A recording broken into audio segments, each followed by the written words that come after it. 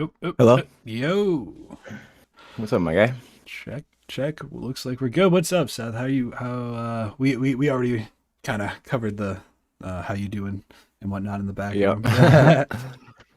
But I ran into one last little small issue before I like got signed out of my stuff, so I don't like have access to the chat right now. But I'm gonna fix that. But in the meantime, I Okay. threw the link into the Discord, so if anybody's gonna pop in, maybe they'll pop in now, maybe they'll pop in later. But if you're listening to the sounds coming out of my mouth right now, you're listening to the I Can't Produce a podcast.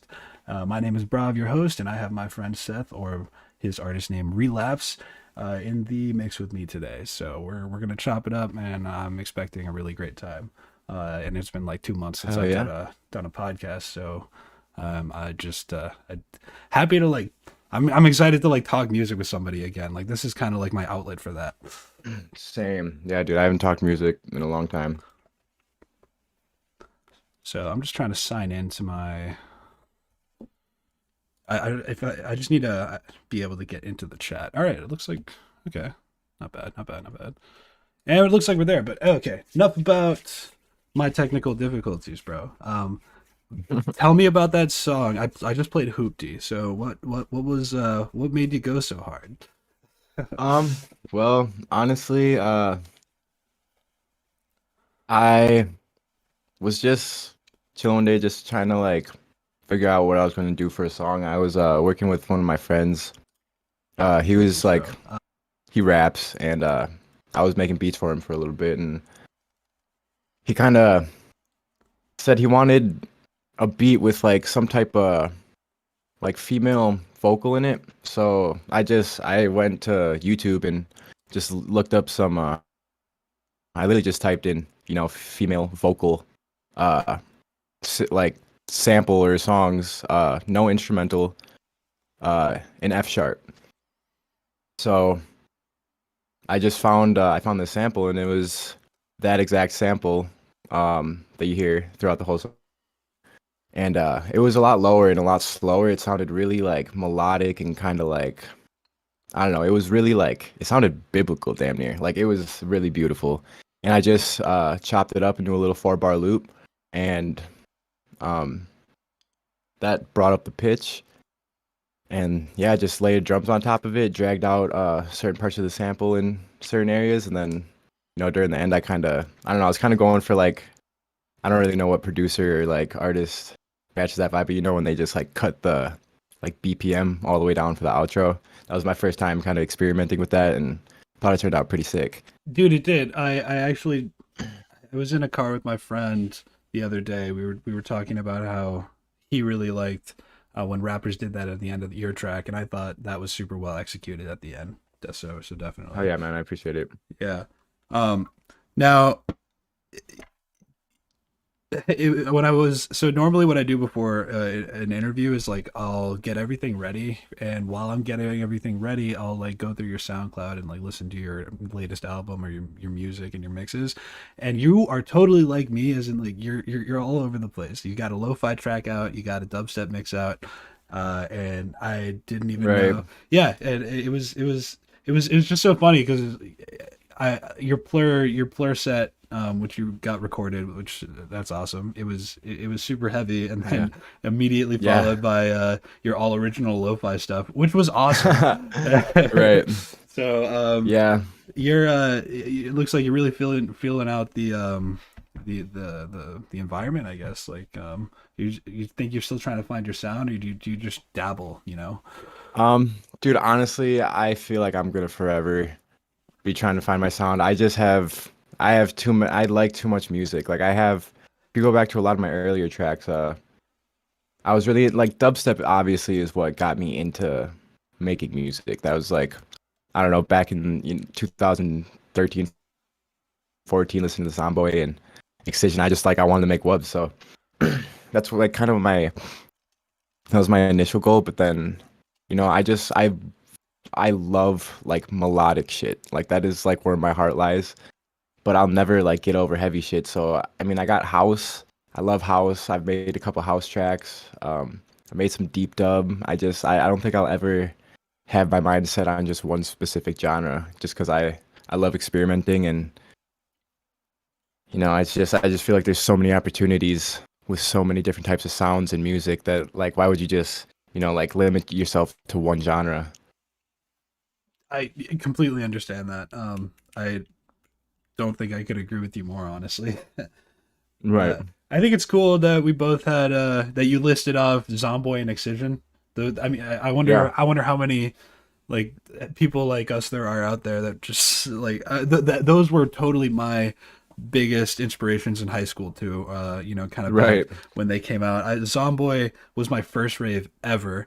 I was 15 when I Oh, went, nice. and I like, yeah, it was first introduction into the scene, I guess. And I really love Zomboy because he would mix it up, bro. He Right. would he would not just play, like, he would mix it up more than Excision would, and that's why he's by like Uh-huh. he's kind of my I guess he's top three DJs is Zomboy for me because Yeah, dude. And his energy, dude. His energy is amazing all the time. Like he's just he super knows how to like get a crowd fucking lit, you know? absolutely. I feel like, well, I didn't once he started doing a lot of tear out music, kind of, Yeah, like I mean you'd call it like bro step, yeah, I guess you like could that call type it of shit. that. His Yeah. old stuff is just it's a gold mine, or diamond mine. I Oh don't I yeah. don't really. It's Yeah. when I was talking to my friend, uh, yeah, my friend who kind of went to high school with me. We were kind of talking about how, like, in one Zomboy song you would get like a D&B break, you'd get Oh, right, dude. like a house build up almost, and then just some he would just switch up genres like in the middle of his tracks. And we were kind of Right. talking about how we don't really think people do that anymore. We really like, I really think that like Riddim is Riddim because it's repetitive, and it's not really switching it up as much as kind of like the pioneers did. That's my own, that's a hot take, maybe, I don't know. Okay. Yeah. Yeah, no, I know, I have to say I agree with you on that. Um, yeah, I Another huge my first ever show was when I was 14, and I went and saw Flux Pavilion at the rave, and that was a game changer for me. Like just I don't know, man. Just like that was like what made me wanna, you know, do this shit. Just like the energy, like the people, the fucking bass, you know, like I don't know. It was just definitely like life changing for sure. You were 14. You went to Flux Pavilion. Yep. Hey, what's your favorite Flux Pavilion song? Um. Fuck, let me think. Hold on. I'm gonna go to my SoundCloud playlist real quick. Um. I can't. I He mean, obviously, Flux Pavilion is one of those artists where I probably know every song, but I also probably can't name them. right? Literally, like if I hear it, it's so like he's just one of those artists that you hear one of his songs and you know the song. You know, you might not know exactly who the artist is, but you've heard that song before. Yeah. Uh, I don't know. I think I saw him at Hijinks in 2019, but I could be wrong. I saw so many new artists that year. That was the first year I ever saw Skrillex. I mean, speaking of like mm, older, dudes in the scene. right. So Skrillex, that was the first time I ever saw him. I think it was Flux Pavilion, but it could have been somebody else. Um, Mm. Skrillex killed it though. he Oh yeah, that he's another one. What the hell? I waited. I started listening to his music when I was yeah like 14, 15. I didn't see him until I was like Hmm. 22, and he still blew me away. It was awesome. Right. Yeah, dude. Yeah, those. I mean, I feel like honored to say that I was able to see at least like a couple of those artists, like when they were at the top. I mean, not that Excision and like not that they're not still out there, but like that was the hype shit back then. Flux Pavilion, Zomboy, Excision. Like I mean, I remember like there was like artists like Schism, Datsik, uh, shit. I don't know, like, cause I mean, Riddim wasn't like like super huge at the time. I don't even know where There's, Riddim came from. Like yeah. to be honest. I mean, the first Riddim I heard or like that I really got into was like Bomber and I like Subfiltronics a lot. Mm, that okay. Yeah, yeah. Yeah. Yeah. Yeah, some like I don't know, some like real like 140 Riddim The shit that you can easily get sick of. My bad.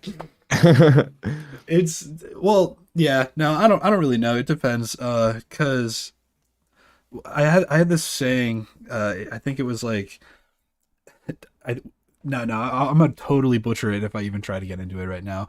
But yeah, I'm not even gonna try. But my friend and I were discussing. My friend is his name is Stubbs. He's a huge fan of what I do here, and he's also just like one of my best friends. So we were kind of talking Right. about the origins of Riddim, because and we were funny because we were talking about that and Zomboy and Excision, and we were like, yeah, you just kind of like took this one sound and instead of granted it's a great sound, but you took it and you slammed it into an entire track. And um I don't know, is does Riddim actually have like a definition attached to it? Because it's so memed out to me that I don't even Dude, know what it is.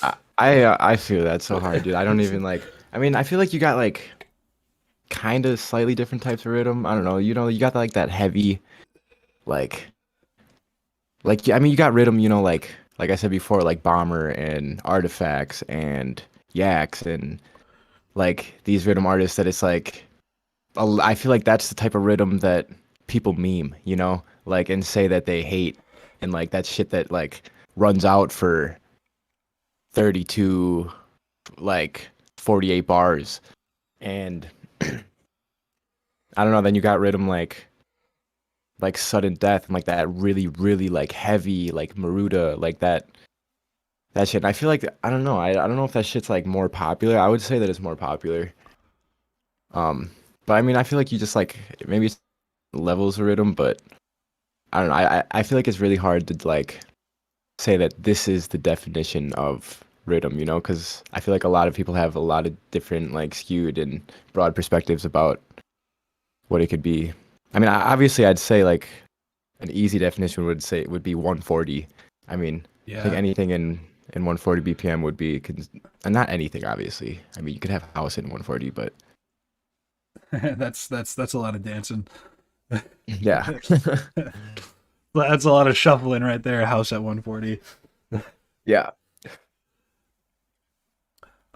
Yeah, no, I always thought I think when I think of Riddim, I think of Subtronics. I don't even know how Riddim got crept its way into the conversation because we were talking about Zomboy and how I think Zomboy is better than Riddim. yeah, um, yeah. Honestly, okay, I guess I'll kind of take charge on the conversation. So, do you like? So one thing that I really like doing is trying to get sounds from I'll like resample something like from a rock song or an old country song or like things that I like that are super out there and totally not EDM. Like I personally I don't label to a fault, and it has its benefits and but it also has its drawbacks. I don't label my playlists by genre. I totally go by how they make me feel, and that's actually helped me a right, lot when I was mixing or like DJing and stuff. right, But it's funny because I don't generally think in terms of genre, but getting into DJing and producing is totally like tried to make me like categorize all these different types of beats and rhythms and whatnot. Like right. I kind of I kind of I Definitely. kind of miss the whole like doing things because I liked it. Right, not Yeah. because like, yeah, I know what you mean. And so that's I think that's we share that feeling, because I dabble a lot in lo-fi ambient music, but Right. I fucking love bass music. It's just so intriguing to me. It's like Same, it's dude. the Like, new metal. same. Yeah, literally. uh That's right where I'm stuck also. That's why I can't just have my mindset on making one genre because I love lo-fi and I love making lo-fi. I love playing piano and like the chillness of it, but at the same time like bass, like just something hits different about bass and I love sound designing and doing that shit too. It's just like I that's why that's why I release both, you know. yeah, definitely. I think you should have outlets for both, because I've seen a lot of my friends get kind of just or and you see this in the public space with plenty of artists. They'll get burnt out if you just because they'll kind of box themselves into like a certain genre. I feel like sometimes, not with every Right. artist, but Right, definitely. do you know that Getter story? Um, Oh, yeah, 100%. yeah, bro, like that's what I'm talking about. Like I feel Dude, like if you hear his music nowadays, like it's so much different. Like I don't know. I haven't He heard his new just music recently. oh, Yeah. really? I No, mean, yeah. he makes I don't know how to describe it. I mean, like I think say like maybe like 2019, 2020. He I don't know if he went on tour, but he was playing shows and it was not like dubstep. It was like chill, like there was still like it wasn't like obviously like lo-fi, but I'm trying to think of an artist to compare it to. I don't know. It's just you could definitely see a huge like turnaround in his music. He doesn't make that like like what you'd call like bro step anymore. Yeah.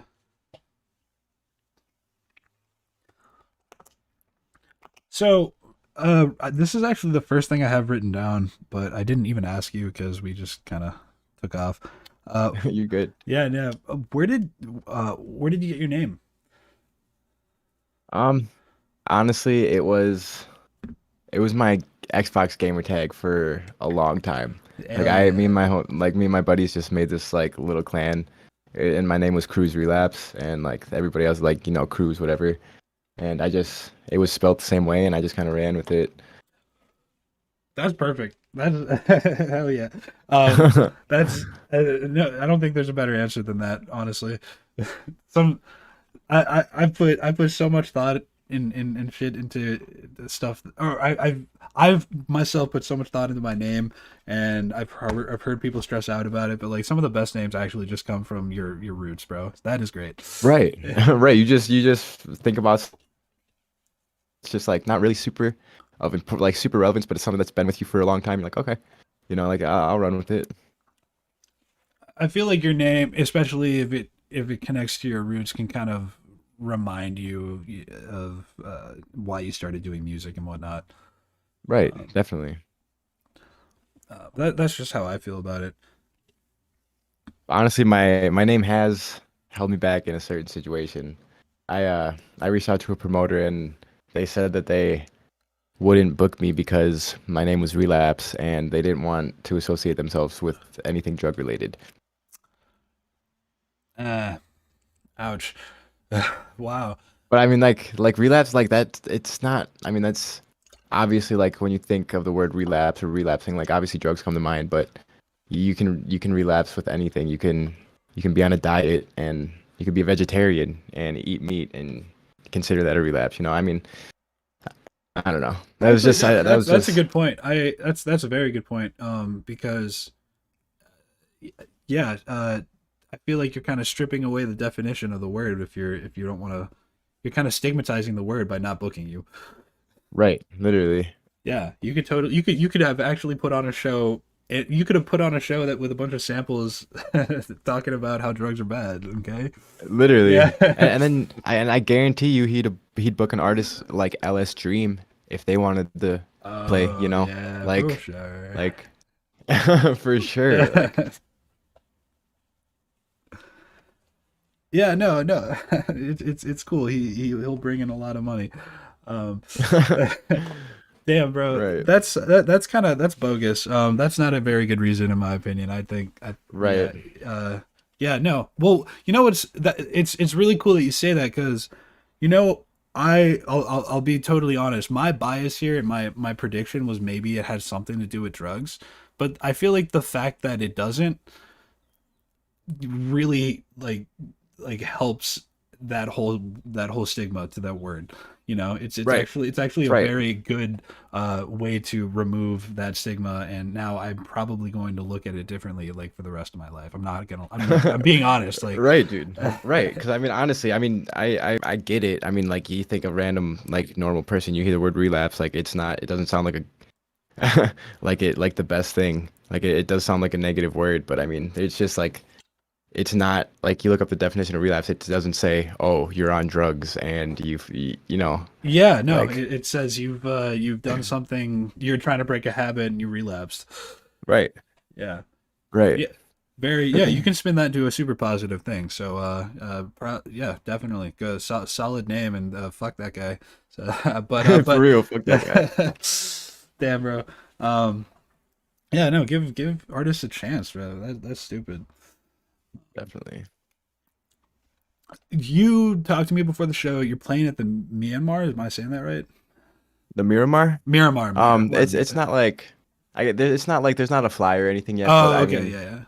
yeah, but I talked to the owner of the venue, and he said that we can definitely make it happen. And yeah, I already sent him like pictures for the flyer and shit. So I mean, I'm pretty sure it's happening. It'd be kind of whack if it didn't. Yeah. No, sick. Well, yeah, feel free to plug that, bro. I mean, who knows who Yeah, this no, could be able definitely. to Once find. I get more information about it and if there's like a flyer and everything and it's official, then I'll definitely get that out there.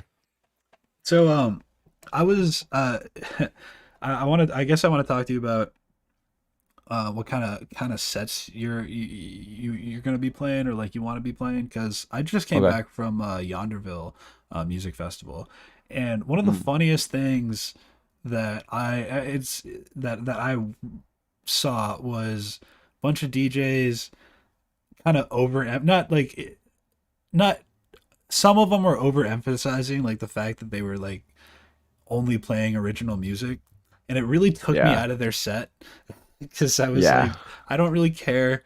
And like if I recognize the Right. song, I know like if I like a song that much, I know it's not original, like or Right. not. Like if you've never heard it before, or you hear a tag or some shit. It's just like, I mean, dude, you're playing a set. Like, I get it, maybe wanting to like emphasize the fact that like, I made this shit and like, but I feel like it's also a dope fact to just like be quiet and play your track and just see people fucking like dancing and getting it to it. If it keeps the party alive, then like I'd call that a win. Yeah, it really took me out. And I don't know. I think it's interesting because it kind of signified to me that the scene was changing because that's like what like I've been going to rave since I was 15. Since Right. when has the DJ needed to clarify what they're playing? Right. Like I don't think Right. Zomboy at any point was like, "Yo, this is all original music." Like no shit. Right. Right. And I think what it means though is that there's actually just so much music out there right now. I think maybe some of the promoters, like I get this vibe from some of the one of the last interviews that I had. I think a lot of promoters are really just starting to care about original music more, um, because of how many DJs there are. Like I really feel like the scene has kind of turned into a Right. gold rush, man. Um, Yeah. it's really different than it was 5 years ago and like fucking 7 years ago when the barrier to entry has just declined significantly. Right. Dude, 100%, bro. There's so many DJs now. Like there's so many people. And a lot of them don't have, I mean, a lot of them do have original music, but I mean, there's a good handful of them that don't.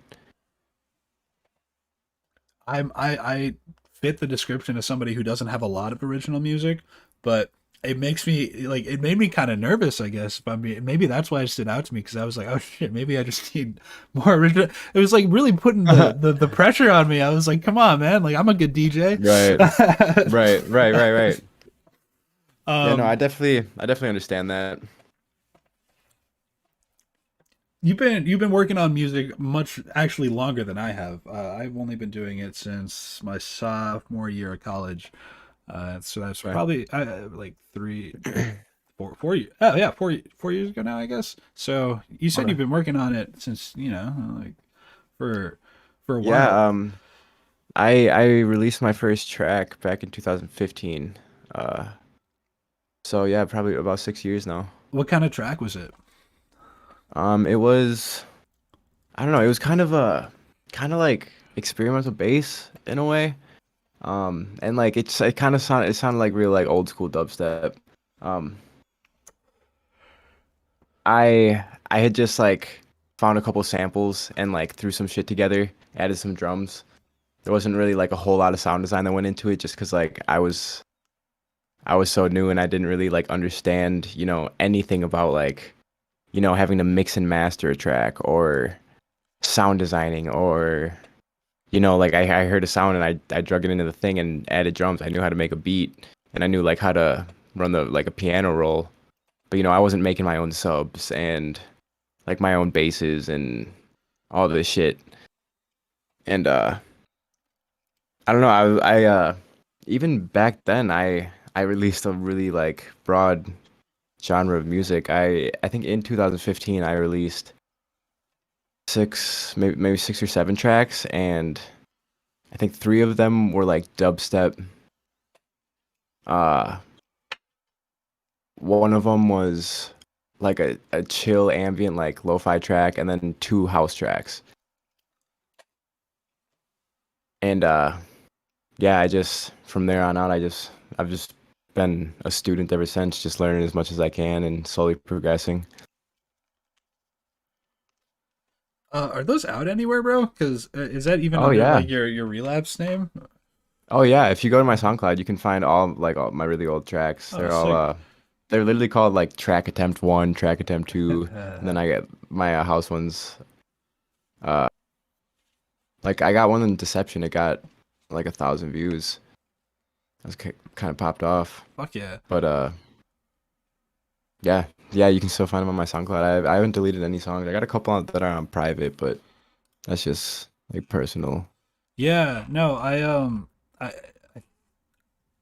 I really respect that when artists like keep everything on their SoundCloud. Like I've seen people, you know, clean up shit for, in my opinion, no good reason. I think that I think seeing the process or like hearing the process is very interesting. Right. Yeah, so I'm glad Yeah, you that's keep all that's that up. that's definitely why I like wanted to keep them up there. I just wanted to like, see where I was to where I have came from like, quality wise and sound wise, like how my sound has changed. And I don't know, I feel like some artists delete their songs just because maybe they like made them at a time where they like thought they wanted to make that type of music, but then didn't want to. So then they're like, oh, like, I'm just gonna delete them and start something new and like try like this will be the one. Like these, I'll just put out nothing but quality songs. And but I feel like that can just happen so much to where I don't know. I mean, I could be wrong, but I just don't ever think I could be dead set on like one way of making music or like one genre. There's just like, there's just so much shit out there. Yeah, no, I don't see why you would delete your music, but it's kind of like leaving a legacy. You know, at Right. least it's kind of easier than ever to do that. You just kind of, you know, post your project out there. Right. And And it's not going anywhere. it isn't going anywhere actually. Like somebody's gonna have it somewhere. So Right. um, to me, it's for sure embarrassing at times. Yeah, Oh yeah, yeah, definitely.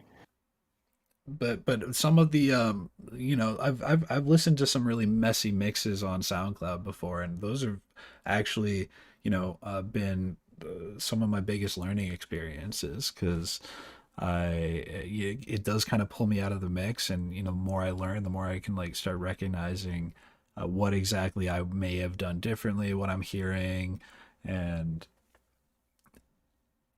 just because a mix isn't perfect, a mix not being perfect has actually taught me like so much. Oh right, definitely.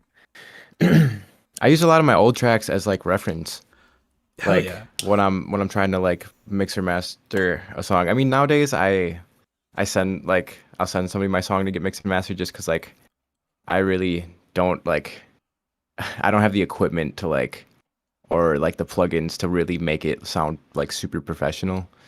But when I like used to like, I mean, I do try to like mix all my own shit just because like I feel like it's a lot easier to mix mix a track decently than like master it and tweak all the little shit that you like. If you only have headphones or one KRK speaker like I do, you're not gonna be able to hear that super low shit. That shit that's like that obviously you can get visualizers, but that only helps you so much. Do you think you can't really achieve professional quality? This is something that I think about a lot. Um, Because I was talking about the barrier to entry, and I think the barrier to entry lowering kind of implies that mastering tools, and I'm actually not very I'm not good at mastering. Like I'm not, it's not yeah, something me I put neither. in a lot of time into, but I feel like theoretically it should be, you know, kind of easier with all the tools that have been coming out. Definitely. I mean, the thing that's just kind of shaky about it is like I've looked up so many times over the years, like, how to master a track, how to like do this and that. And every single time, every video I've watched, all the shit I've read, it always says like there is no written way to master anything. Like it's like there is no written way. Like you go by ear. If it sound like, and what I kind of like went off of is if it sounds good to you, then it sounds good. But at the same time, like if it sounds good to me in my headphones, I don't know if it's gonna sound good in your car or on a 20,000 watt system. Like Yeah. I think that's kind of like the barrier between like having thousands of dollars worth of speakers and all this shit to be able to hear all that and a $1,000 worth of mixing boards and all this shit to where you send it to a sound engineer that has a studio. He can obviously do a lot more than I can do at my home Yeah, on my laptop. and they Like, have definitely have more. I feel like experience is probably also key when it comes to mastering because most of the dudes that I follow on YouTube are the. 'Cause I run into the same problem. Every mastering tutorial is kind of like every workout video on YouTube. They're all just like is eating killing your gains. It's like, Right, it's like right, it's just this endless loop of like, is listening to your music is listening to music on your headphones like absolutely destroying your mix? Like, right, yeah, maybe. It's just like, right. Definitely. so yeah, yeah. I feel like mastering it feels to me like the final frontier. I hope it's not. Yeah. I, dude, honestly, I feel like the same way too. Cause I even got told by somebody, I forget who it was. I was having a conversation and they said the only thing that separates like rhythm artists is like how well their songs are mastered because and like how like crisp and clean it sounds when the final product comes out because there's only I mean I've heard so many rhythm songs that are just like it sounds like they use the same exact womps and wubs and it's like how many and there's so many different variations but like if it hits hard if it's got a lot of bass the harder it hits like obviously the nicer it sounds. I feel like the more somebody's gonna want to be inclined to like listen to it more, if that makes sense. I mean, that might not be true in all scenarios, but I don't know. Somebody just told me that once, and like that kind of stuck with me. They just, yeah, pretty much saying that the thing that like separates like rhythm artists is just like how good their songs are mixed and mastered. I think that's pretty interesting, actually, because they're not. Yeah, yeah. That I'll have to think about that more. Yeah, and I'm not saying that I like necessarily like super agree with that because I feel like you can have a crazy sound design and certain sounds catch your ear or certain rhythms catch people's ears differently. But I don't know. That's just I guess just sharing somebody else's opinion about it. Yeah, for sure. No, I think there's some truth in that. Um, Right. and I wonder if I don't think I'm alone. At least you just reassured me that I'm not alone. That mastering is or for me it felt like the scariest thing. Oh, When 100%. I was starting music, it really felt like this. I guess I don't really know how to describe it. Like this black hole, and but I kind of want to get Yeah, no, I into agree with that. sound design because we're kind of skimming the top of that. Like, so you use FL Studio, I use Ableton. I don't know how to use FL Studio, but I have a few friends that work in it, so Yeah. I've seen it, and I think the workflow is super different. Um, Yeah. and what I'd agree. how do you go about sound designing? And I guess, I mean, don't worry. Yeah, go for it. I'll ask you questions if I don't really know what you're talking about. Yeah. Because You're yeah, good. So I mean, I guess it kind of depends if I make like lo-fi, if I'm making lo-fi, um I'll use like I always make all my own chords and but I'll usually just use like a plugin that gives you like a Rhodes piano, and then I'll use my MIDI controller, and I'll put doublers on top of it to make it sound more like harmonic. I'll put EQs like whatever I need to some panning whatever to just make it sound really like dreamy, and then I just make really simple sub basses and like there's this plugin in FL Studio called 3OSC. It's just a oscillator and you can make really easy subs with it. Or if I'm like want to get more sound designy with the subs, I'll go into Serum. Or there's also this, what is it called? Um, there's this other plugin that I use that has a lot of really good 808s in it.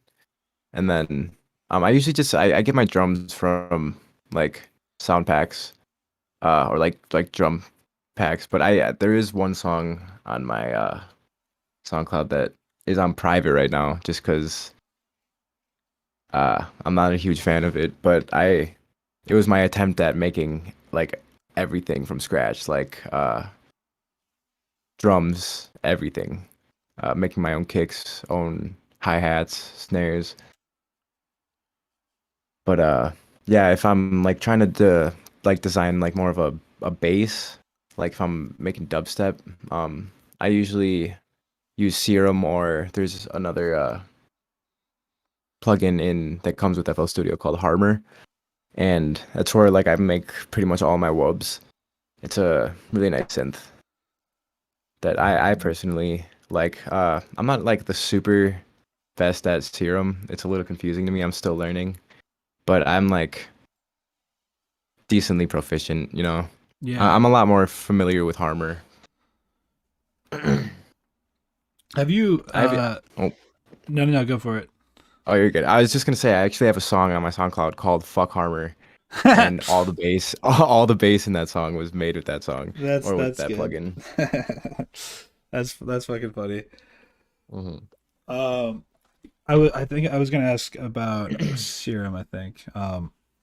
See, Serum is. Oh, have you heard of Vital? That's what I was talking about because I am a huge Serum fan, and I Hmm. kind of like Vital more, and it's a free plugin.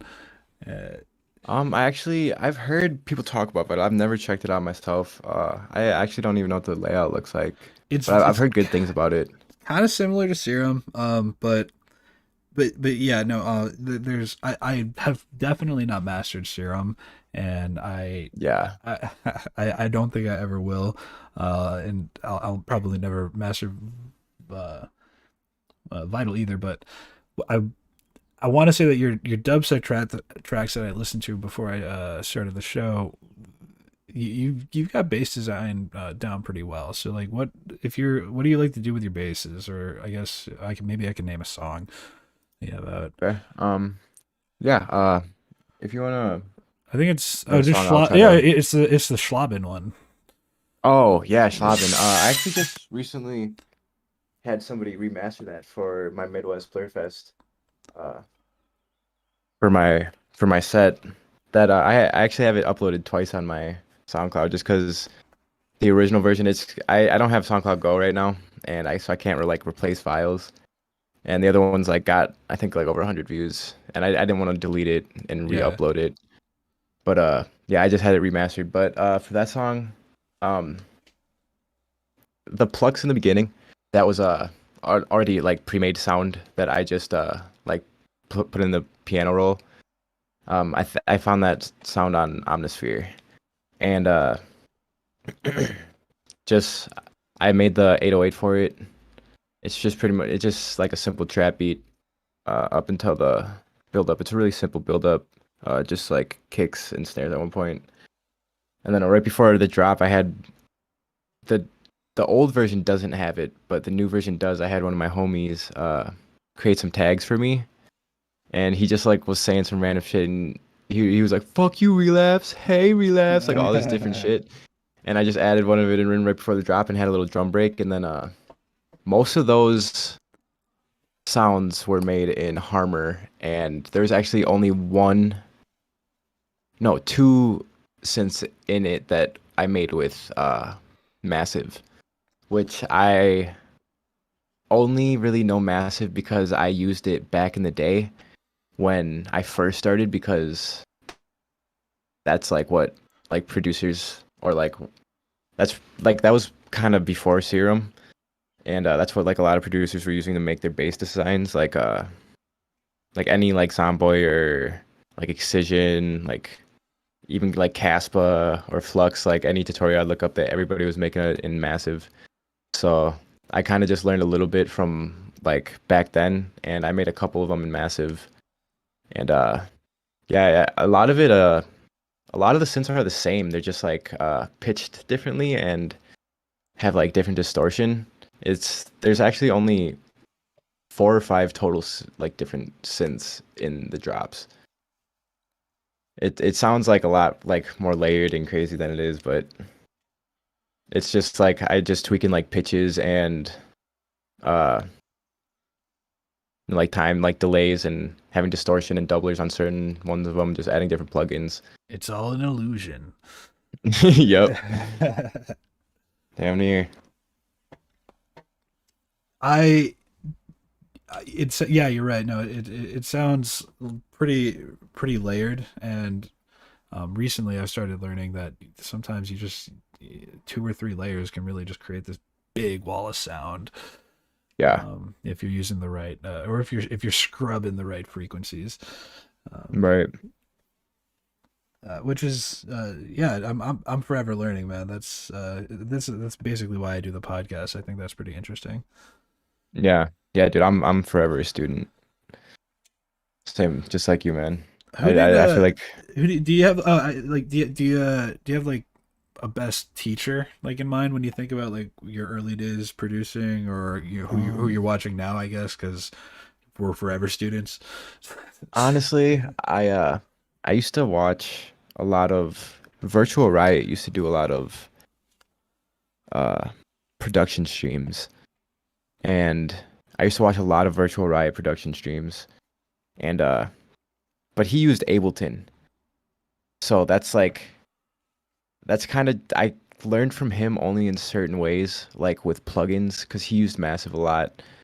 And when like Serum became more popular, he like was also a fucking mastermind on Serum. And like his bass design is just so unique to me. I think when it comes to like dubstep and rhythm, I think he's definitely like a pioneer. Um, yeah, but then other than that, I'm like really like self-taught mostly. I mean, other than like, watching YouTube videos or like reading like like uh like manuals for like plugins and shit, and like like learning what knobs did what, like what what the pan was, what it like all this different shit meant, and like how it changed the sound. But yeah, I mean, I'd probably say Virtual Riot if I had to say anybody. Other than that, I'm pretty much like self-taught when it comes to like making music in FL Studio, especially. There was really no like bigger producer that I really watched that used FL Studio at least. Yeah, dude. No, back in the early days, it was pretty. I mean, at least a couple of years ago, most people or most of the tutorials I found were on Ableton. Um, Mm-hmm. yeah, Yeah, Ableton's kind of top dog, I guess. I don't know. yeah. I think it still is. I think like Ableton is definitely like what most people use. I don't know. I never even really like tried it. I just I don't even know what made me get FL Studio, to be honest.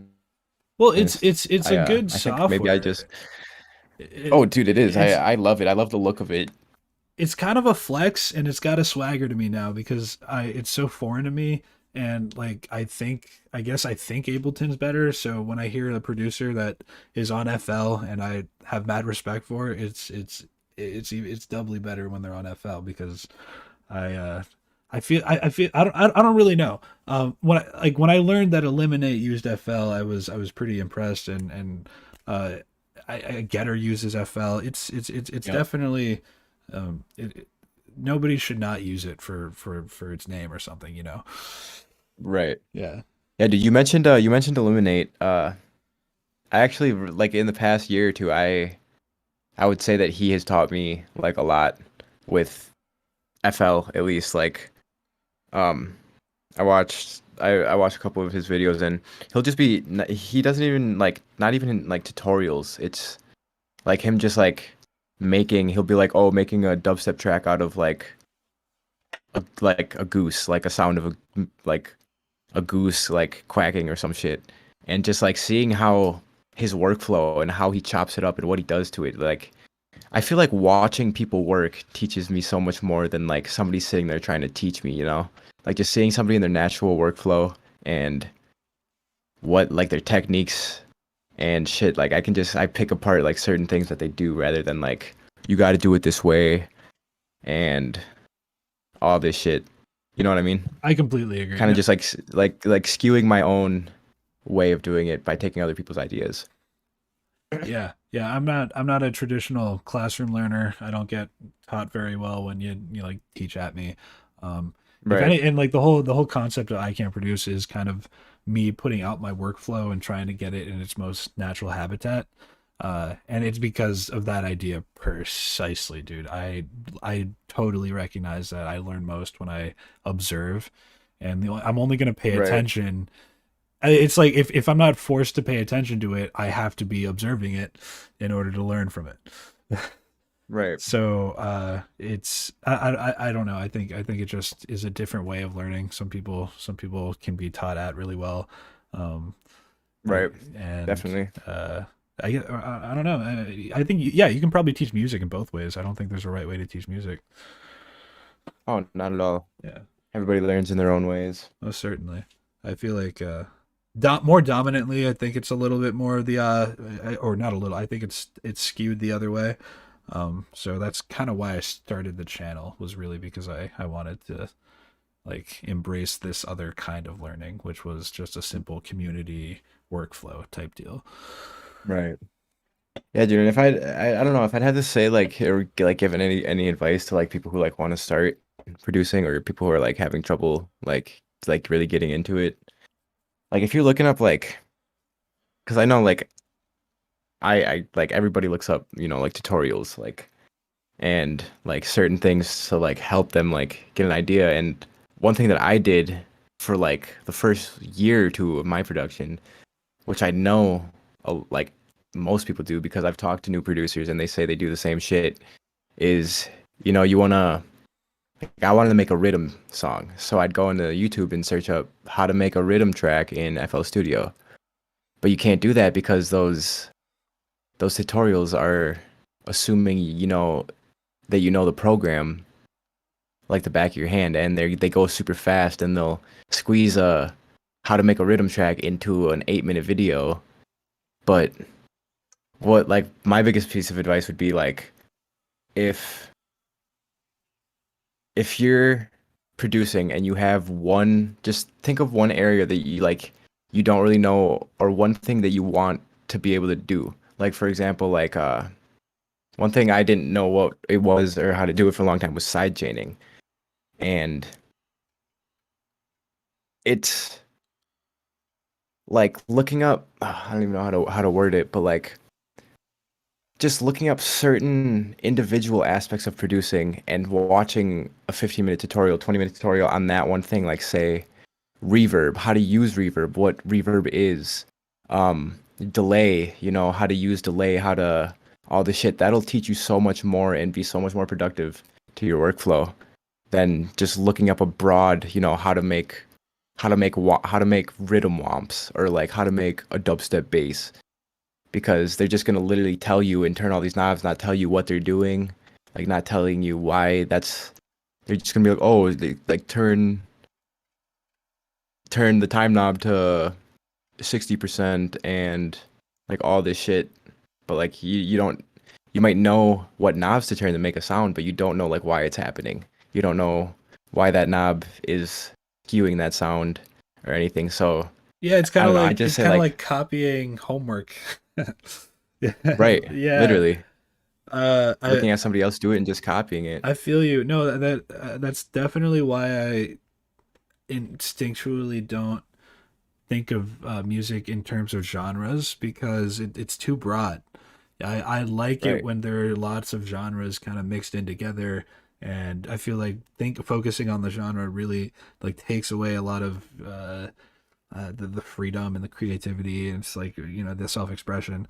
Not, I mean, there's a time and a place for it, but yeah, I think it definitely hinders you if when you start going in that direction, because you just kind of make like copy paste tracks. So if you right, kind of focus on self expression and like be like, I want to make a sound, or like I want to make a four on the floor. It's like you really kind of have to start very very small, and right. that's what I Definitely. found to be the most useful thing to, because it was really hard. I mean, to get into it at first, and but uh yeah, a lot goes into making a single track, but also a little bit goes into making just little some sounds, like sound design just is mostly me fucking around with knobs that I have no idea what they do, uh Literally, yeah. That's the best way to learn, dude. Literally. Just experimentation. and yeah, there's no, it's just so much. I feel like it's so fun knowing that you'll probably never know everything about music production. So I'm not really afraid to explore like the super small ideas. Right. Right. Yeah, I think I don't think I'll ever know everything, and I don't think I'll ever be a master, you know? Do you have like was there like a really I actually no, you already answered this question. I was gonna say like yeah, did you have like a really big breakthrough at any point? Like because Mm, I feel like when you take off in music production, it's very exponential. Uh, yeah, you stagnate for a long time, and then after that, you just kind of you just take off. right. So did you have like any point where you just like kind of felt like that, or was there like a certain thing? Because I Um, think for me it was the square wave, just kind of learning how to utilize that, okay. and kind of feeling like, or like just having, I think it was utilizing very simple waves and just kind of beefing them up to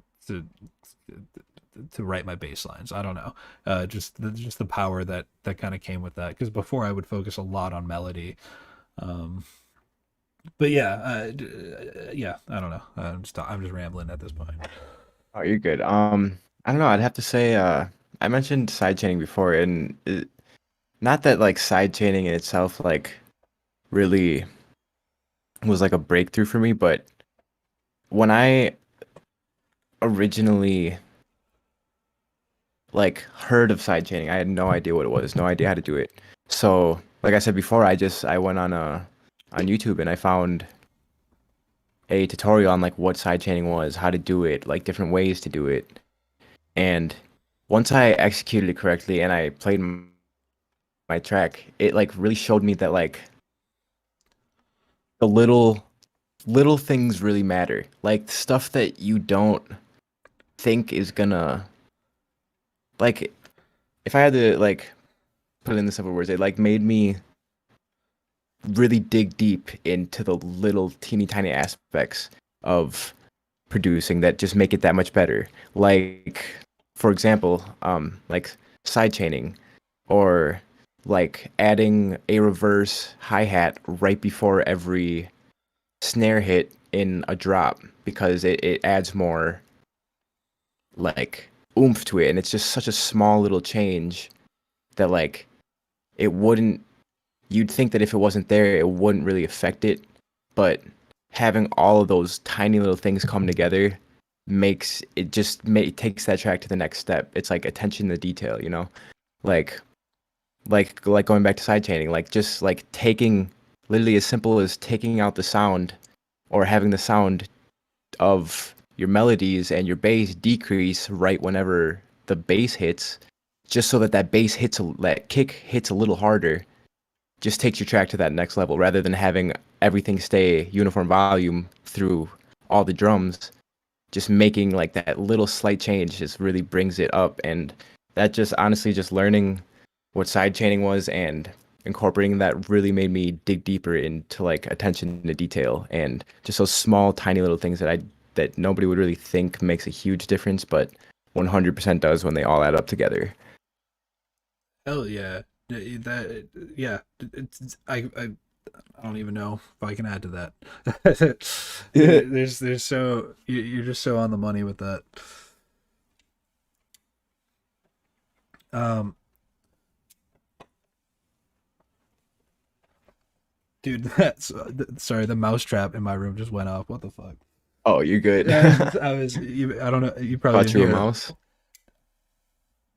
I did. Ah, shit. Never mind. Okay, we're gonna look at that later. We're gonna deal with that after the show. Yeah, Yeah, that really pulled me out of it. My bad. you're all good, man. Um, do you Jesus? Yeah, no, sorry. That really threw me off track, man. Where did so to give people background, we Seth and I met at Plurfest. Slank, our boy Slank introduced us to each other. And Yep. yeah, so that was our connection, bro. How long have you been DJing? I know you told me, but like I know you've been producing longer than you've been mixing. So like, how was that experience for you? Yeah, I haven't even been mixing for a year, to be completely honest. Like I talk to a lot of DJs and shit, or like just a lot of people that's like have just recently started producing, but say that they've been mixing for like the past 4 or 5 years. Yeah. And I'm just completely the opposite. Like I haven't even been mixing for a year.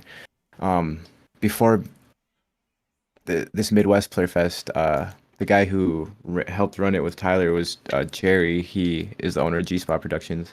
He brought me out to perform for my first time ever. 2000, uh, 2020, like around August, for the very first Player Fest. Oh, okay. And when that happened, my friend Dallas, he hit me up and he was just like, Dallas actually, he closed at Midwest Player Fest Sunday. He hit me up and he was like, "Yo, dude, like you wanna perform at this festival?" I was like, "Fuck yeah!" I had never performed before. I didn't have any sets or anything set up. I didn't even have Record Box or Serato downloaded. And I was like, "Fuck yeah, dude, that'd be sick." And then he was like, "Hit up this dude Jerry," and it was like right like right before Jerry like even set up G Spot Productions or anything. This was his very first event that he ever threw. And he's like, "Yeah, dude, like you can come out and play, put me on the lineup." And I had maybe like I think 3 or 4 weeks. I had a board. I had a DDJ SX3. It's a Serato board, Oh, damn. and I had that. Yeah, I had that for probably like 4 months before this, and I like had never touched it. And I was living with my dad over a year ago, and I like we got in an argument. I stopped living with him. I came over to my mom's, and I left most of my shit there. But I brought my board and like my mic and like my speaker and a couple other things. And thank God I brought my board because in like 3 or 4 weeks I downloaded a bunch of music.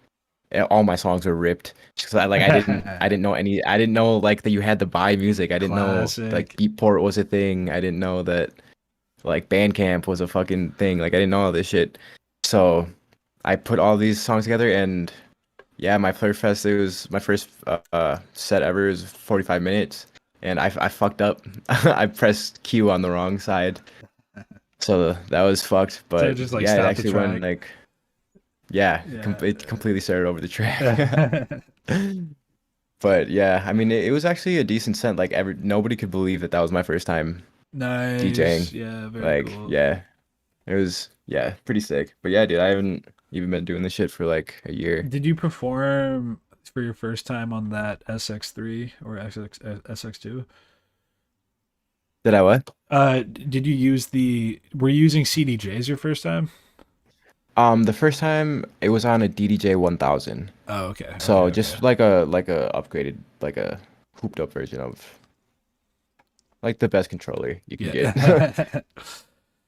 Damn Nice, near. nice. Yeah, no, those that was my biggest like blunder was learning like I spent years mixing on like Serato and virtual DJ and I knew controllers like the back of my hand and then you throw me in front of Right. like a DDJ, CDJ and I was like yeah, square one. Right, dude. Literally, bro. My first time playing on a CDJ was terrifying.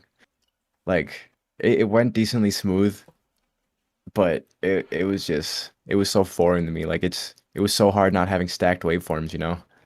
Yeah, definitely. Yeah, yeah. You want to see them all next to each other, and it's Right. it's a different experience altogether. And I remember I was so mad. It was my instinct to be mad when I saw the CDJs. I was like, why the fuck did I spend years learning how to mix on my computer? Right. When I'm like I actually get thrown into gigs and they're just all they have are CDJs. Right. Yeah, dude, I really like that board that you have. Is that a Newmark? Yeah, the new mark. Uh, dude, yeah, that thing is really nice. Like that thing is like the closest thing to a DDJ. I feel like that like I mean it's obviously not CDJs, but it's a standalone board. And I feel like that's like that even though it's not like a Pioneer or like a record box board, that's super good for like getting familiar with beat matching and like I don't know, I really like that board. Hell yeah, you'll have to come by and use it again, man. Definitely. It is open for use. It's exactly why I got it. I saw one on eBay for like I almost flipped this thing the other day because I saw like a really like a brand new one on eBay for like a stupid price, and I was like, maybe I could buy that one and make like $100 and just like resell this Right. equipment. But I didn't do it because eBay screws you with money. Mm. Yeah. Just off side note right there. Uh, do you have any like favorite new artists or current artists Um. like who you've been listening to now? Because we've been simping over Zomboy and these older guys. Yeah. True. Shit. As far as newer artists, I don't know. When I am listening to like EDM in my free time, I really like experimental bass. I love listening to like Yeti, Toadface, G Jones, like at prom is really good. I love G Rex. Um, like a lot of like that deep experimental bass. I really fuck with that. I just saw EPROM for the first time at Yonderville, bro. It was Oh yeah, it was very cool. yeah, dude, that prom's awesome. Do you know Tie Dye Kai? No, I do not. He was also there. Just was just throwing that name out there. Yeah, no, I know everybody that you just listed off. So I'm pretty sure Yeah, anybody listening to this also knows everybody you listed off. But if you don't, they're all fucking great. right. uh, I like look. So I have almost 7,000 likes in my SoundCloud library. So I'm just really deep in it. I'm just in it. Right. So that I guess that's why I guess I was asking. And it's kind of why I do this too, because I was like, wow, I just know so many artists. I really want to get to know these guys. Right. Um, did you? So unfortunately, I don't remember your set at Plur when we went together. And wait, which day did you perform? Did you perform the day after Slank and I? Yeah, Saturday. Oh no, I remember that now. No, Friday is when I fucked up. Saturday I definitely remember. Okay, yeah. Never mind. Uh, you're. I. I'm also impressed that you've only been mixing for as long as you have because you fucking killed it on that board that when you came over. Oh, yeah, man, I appreciate it. Hmm. Yeah, dude, that's another thing, dude. I love mixing other people's music. Like, oh my God, like just like going on to somebody else's set, like computer or whatever board, somebody's USB, like not knowing any of the music and just like hitting like just playing songs that are in key and just experimenting and not knowing what's about to come because I feel like that just makes it so much more fun because it's like you're a first time listener too at that point rather than like sitting there practicing a set like hundreds of times like I do every time before I perform. I practice a set like all the way through so many times.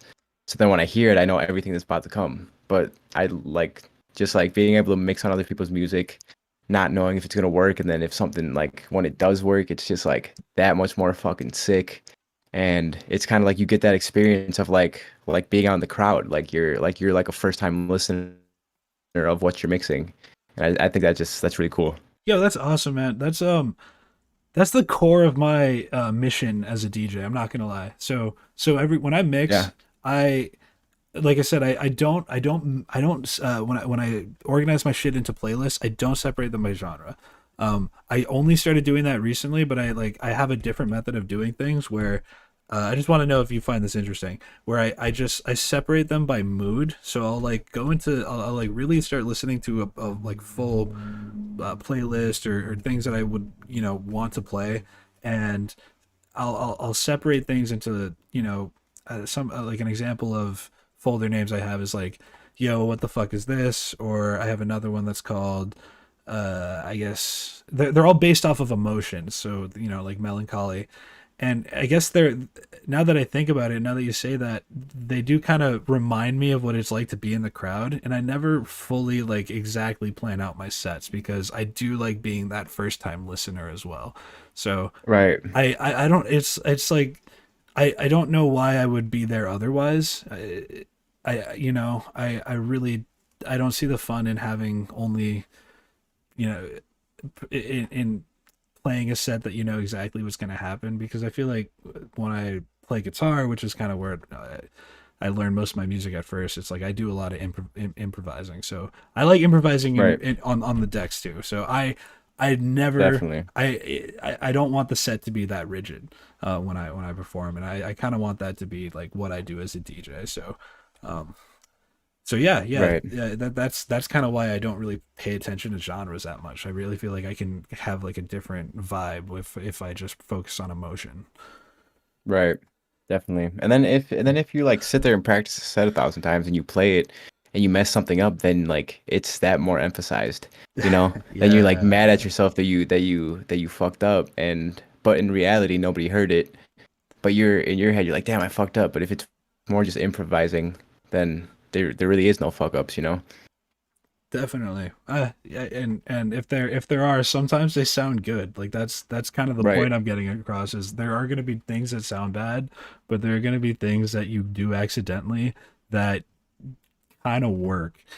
And Right. it's called, it's, you got to risk take. It's a lot of risk taking. Like you're gonna maybe you'll piss off the crowd, but when you don't piss off the crowd, it's the exact opposite effect. Right. It's like that Literally. more intense in the opposite direction. It's very surreal. Exactly.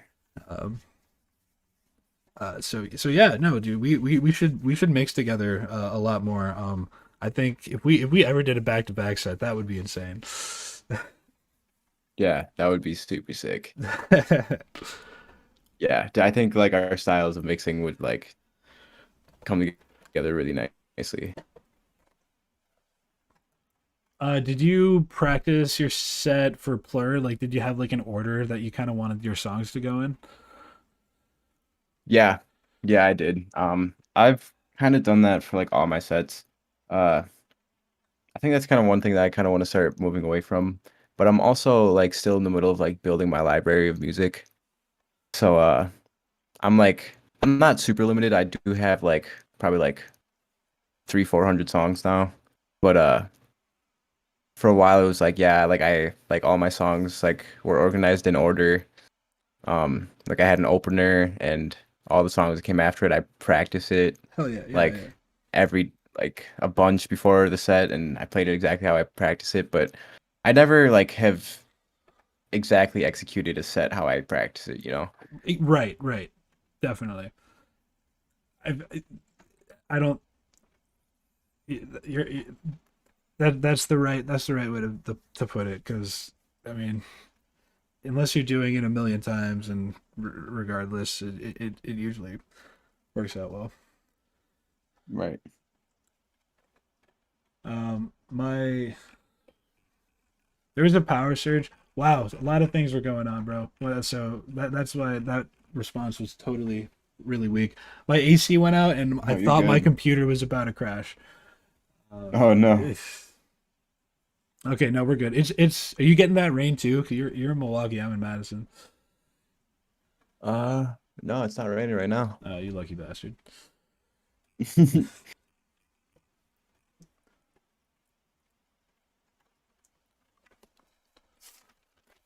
So I mean, like, how much music? You said you're building your library. Do you where do you get most of your music from? SoundCloud, or are you do you use Spotify? Um, I get some of my music from SoundCloud, like if there's like free download and shit, but I buy most of my music on Beatport. Oh, okay, cool. I need to do that Yeah. more, bro. I still rip. Like, it's a habit I'm not going to grow out of. Yeah.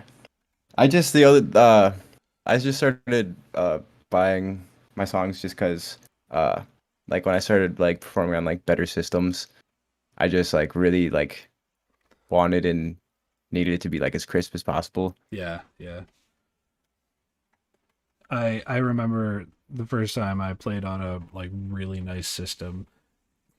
Everything like just sounded pretty bad because I Yeah. had everything ripped, and Right. everything was low quality. So it's pretty interesting moving up that chain or moving up that ladder, because everything sounds fine on like headphones or just normal speakers, and Right. The second you move up to a better system, Yeah, literally. it's farting noises. Yep.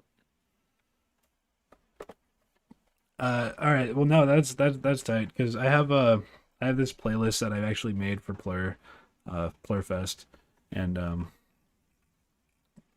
I think most of the tracks that I played at Plurfest were ripped. So I don't know how well that set actually went because I how did you record yours actually? I recorded it.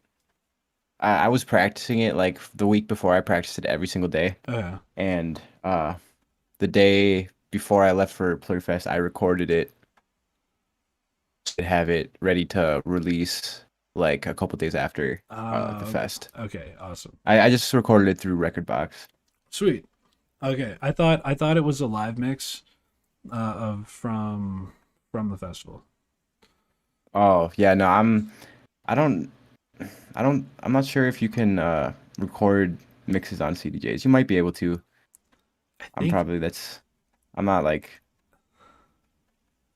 educated enough on that though. no. That's just an impression I got. I think you can. I've never done it, and Yeah, I think you need like certain tools for it. yeah. Yeah. Yeah, if I could, that would be ideal just 'cause like obviously the mix that I put out isn't exactly how I played at Playerfest.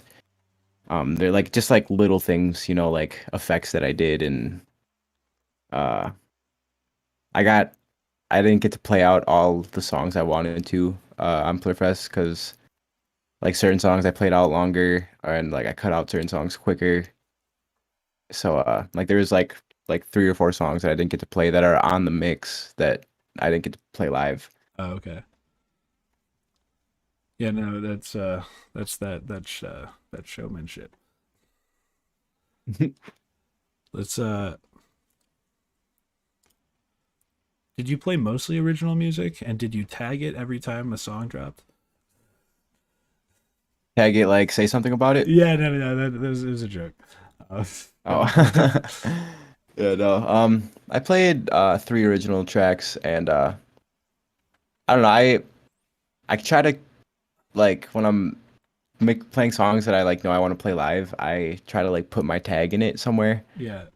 so that like I don't have to be like, "Yo, this is some original shit." Like I just feel like that's corny, yo. Like that's corny as fuck. I mean, I feel like it's different to be like, "Yo, you ready for some new shit?" Like Yeah. that's a little different, but like and emphasizing that something's an original is kind of corny to me. So like I feel like I just let it speak for itself. If I'm playing a track and like you hear my tag and it says relapse, then like I've like obviously I don't have to say anything about it. Yeah, no, I've heard some really like yeah, I like your tag. The laugh at the end of it like this is pretty funny. Is Dude, I know that's my girlfriend. She fucking hates it. She absolutely hates it. I was like, babe, you. I was like, I've gotten so many compliments on it. Like, it sounds like good. Like, it sounds professional. I liked it, bro. It makes you giggle. It puts you in a good mood. Right. It's definitely. Yeah, I still don't have a tag. I've heard a lot of interesting ones like there's like robotic ones like the ones that sound like AI, like a text to speech thing. Right. Yeah. Yeah, yours is pretty chill. It was pretty sick. Um, Yeah. do you have any like new? Are you like gonna release any tracks soon? Because I, I mean personally, I'm working on an album and I don't want to push it back, but like working on stuff is and keeping staying focused for me has been pretty difficult.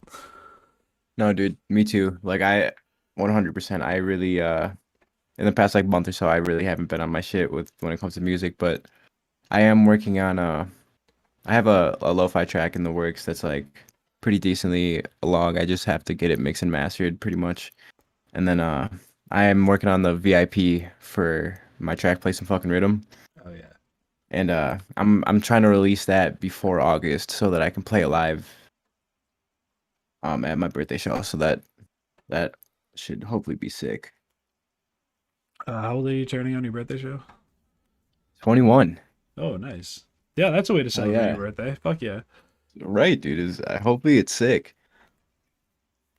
I fucking hope it is too. Dude, you have to come over to my place during the summer. before August because I'm actually going to be moving to Colorado in August. Oh, okay, Yeah, yeah, yeah, yeah. definitely, You're dude. gonna have to come through and hit those CDJs.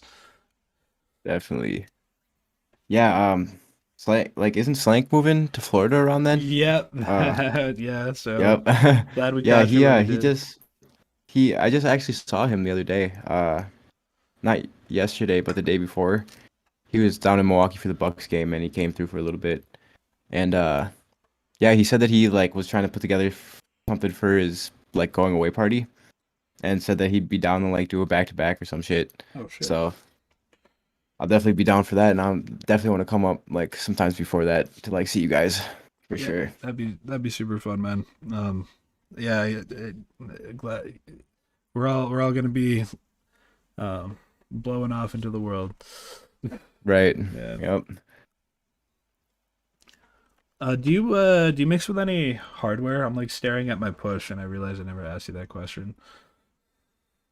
Uh, what Like MIDI, like record box no, like MIDI or keys, or oh or do you do everything on your yeah, laptop? I got a MPK Kaya MPK. It's a mini. Oh, okay. Uh, Yeah, and then I just like I practice a lot of the melodies. I have a little keyboard, and that's where just like where I like practice, and then I'll usually like record them on my MIDI, or I'll just like manually put them in the piano roll. The piano roll is something that Ableton doesn't have. It's like key and it's like vital in Ableton, if FL Yeah, Studio. yeah, dude. I think that's one thing that I think FL has on Ableton is the piano roll. The piano roll is fucking beautiful. I don't fully understand it, but it's been in every FL Studio like tutorial I've ever seen, and Yep. yeah. It's pretty much just like you know how on like Serum and other plugins they'll have like the piano on the bottom, like Yeah, yeah, yeah. the virtual piano. Um, it's pretty much just that, but like rotated 45 degrees to the left, like so it's up and down. And then you pretty much just like draw in your notes. Okay, maybe Ableton does have something similar to it, but maybe we don't call it the piano roll. Yeah, I Yeah. think I've actually seen something on Ableton kind of similar to it. It doesn't really look as nice though. Not gonna lie, yeah, you're right. I don't know. I think when it comes to FL and Ableton, I think it's just, you know, whatever you start on is what you're gonna like stick with, or like whatever you like initially get most comfortable with. But yeah, I mean, I'm not one to like shit on Ableton or anything. I don't think Ableton's bad. I don't think people who use Ableton like are shit producers. It's just it's just somebody's workflow, you know. You could Yeah, use Pro Tools, you could use fucking anything. If you're making dope music, you're making dope music. no, I completely agree. There's you should use GarageBand, honestly. Uh, Right. you should limit yourself entirely to um actually I don't know what the capabilities of GarageBand are, but now I kind of want to try it. Wait a Yeah, minute. There's GarageBand. some producers that use Audacity too. I forgot about that. Oh my, what? Yeah, I've used the Audacity for recording audio, but they like sound design in Audacity. I think they have LFOs. I'm not gonna lie. I think they have That's like I nuts. think they definitely have filters, gain control, or like you can edit. I don't know, man. It's a challenge, but I've seen it done, and it's kind of scary. Dude, I gotta look that up after this. I'm intrigued. Yeah, I guess if you're ever super bored, man, you should try it. Yeah. Yeah, because I use that for like some for like recording audio.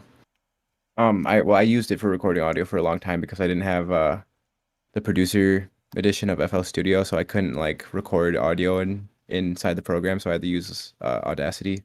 Oh shit. Yeah, but now I got that now, so I just completely cut Audacity out. I don't need it anymore. You got that shit out your life. Um, Yeah. did you pirate like your stuff at first? Because I did. Oh yeah, dude. All my plugins and shit were pirated at first. I had the best version of FL for a long time, and it was all cracked. Like using what's it called? Uh,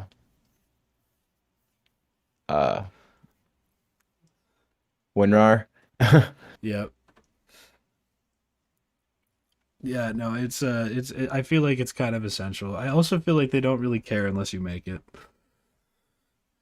Right.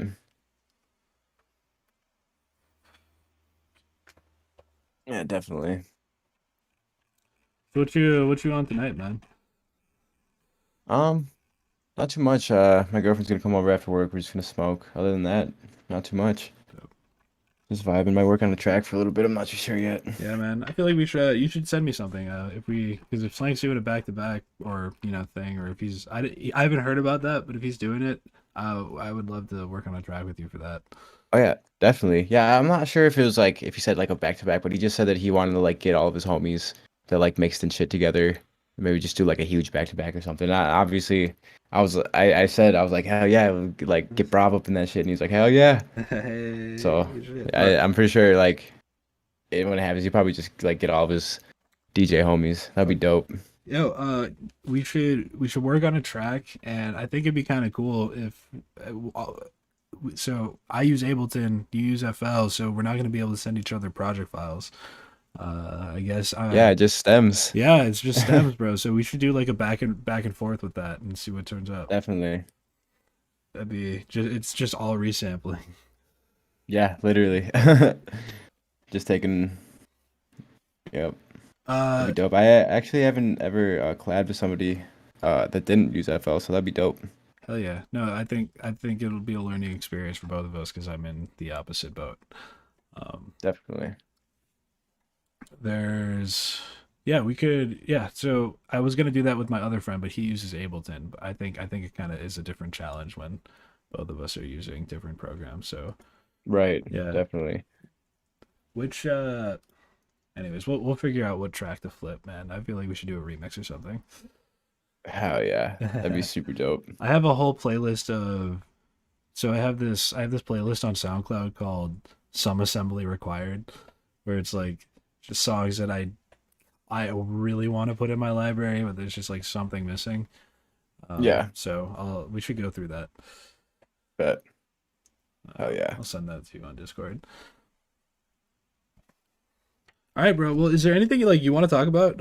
Like just either for the audience, like the audience, I guess we're pretty small right now, but it's mostly just people who are starting out.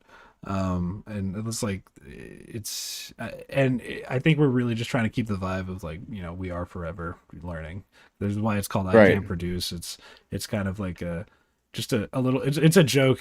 Don't take it too seriously because No. you're forever learning.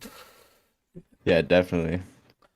Yeah, but yeah, if there's anything you want to plug, or if there's anything like you want to talk about, I got the time, and I mean, Um, I guess I don't know. I guess just stay tuned for new music. Uh, I'm gonna I wanna release a mix soon. I got this little like 20-minute mix that I haven't ever like performed live or recorded or anything that I want to release. It's pretty dope. But yeah, man, other than that, nothing really too big going on. yeah, for sure. What? So, wait, I now I don't want to end it just yet. How did you get your gig at Blurfest again? Yeah, how did because I I I just went there with Slank because Oh, okay. he was practicing on my CDJs or my ex DJ. I really wanted to help him like get his set right for that equipment. Right. So and then he just like gave me his plus one pass. So that's and we ended up doing it back to back. So like I just Hell kind yeah. of lucked out on that set. I like kind of I didn't feel like in place when we were going Right. there. But I ended up doing it back to back with him. So that was pretty tight. How did you meet the guys? Cuz it's just like getting gigs is totally who you know, and I feel like when nothing's going Right. on, it's just it's Yeah, dude. yeah, it's just networking. That's definitely where I'm at right now. Is this But yeah, I know. Like I said, it was the G Spot Productions, the guy who runs that and like started that whole thing. His name's Jerry. I'm pretty close with him. He was the dude that brought me out to perform for my first time last year at Player Fest, and I've like done a couple gigs with him. And then the periodic turntables, the other guy who was running the Midwest Player Fest with Jerry, um, his name's Tyler. He was running. Him and Jerry ran a show in Waukesha, uh, just like a town outside of Milwaukee, and had me play there. So that's where I met Tyler. So I kind of knew both of them, and Jerry just had asked me if I wanted to play when he was setting up the lineup, and said, yeah, I got a pretty dope time slot, and yeah, pretty much Jerry just asked me what when and if I want to play. Fuck yeah, yeah. No, I didn't know either of them going into it, so it was pretty funny, like being on their stage. Right. Yeah. Yeah, dude. It's super dope. How do you know Jerry? Like I said, I literally met him because my buddy Dallas, he lives in Milwaukee, he's a DJ too. He just hit me up one day, was like, "Yo, you want to perform at this festival?" And I was like, "Hell yeah." And he just said, "Hit up this dude, Jerry," and Oh I hit him yeah. up, and from there just we just like became friends, and he's been booking me ever since. Fuck yeah, man. That's a smooth connection right there. So, Right. well, shit. How about this? I'm gonna play your outro track, which is some unreleased music. So I'm not gonna spoil the name, but so this is some unreleased relapse music, and then we're gonna do the outro track, man. But thanks for coming on the show, bro. I really do Yeah, appreciate you. man. Thanks for having me on, man. This was super fun. Yeah, yeah. I learn something new every time, so I it feels good like doing the podcast again. Like I said, I haven't done it in a couple months, so I'm trying to get back in the swing of things. I like on my way back from Madison, I hit up every producer friend I knew, and I was like, "Feel my podcast." Hell yeah. Yeah. That's super dope. Yeah, yeah. Well, fuck yeah, man. Let's collab on that music. And to the audience, thanks for listening. I appreciate you guys. Please drop a like, subscribe, do all the crap that will help me and the icantproduce channel grow. Please join our Discord community because we love people and we love music and we're all about learning. So if you want to know anything about music or just want to be with people who are all about learning music, there's a supportive community here in our Discord channel. So check out our description. So, anyways, I Can't Produce a Podcast. My name is braV. This is my boy Seth or RELAPZZ. And thanks for listening to our conversation, yo. And thanks for being here, Seth. Hell yeah. Thanks for Okay. having me, man. All right. Peace out. We're I'm gonna play your outro track.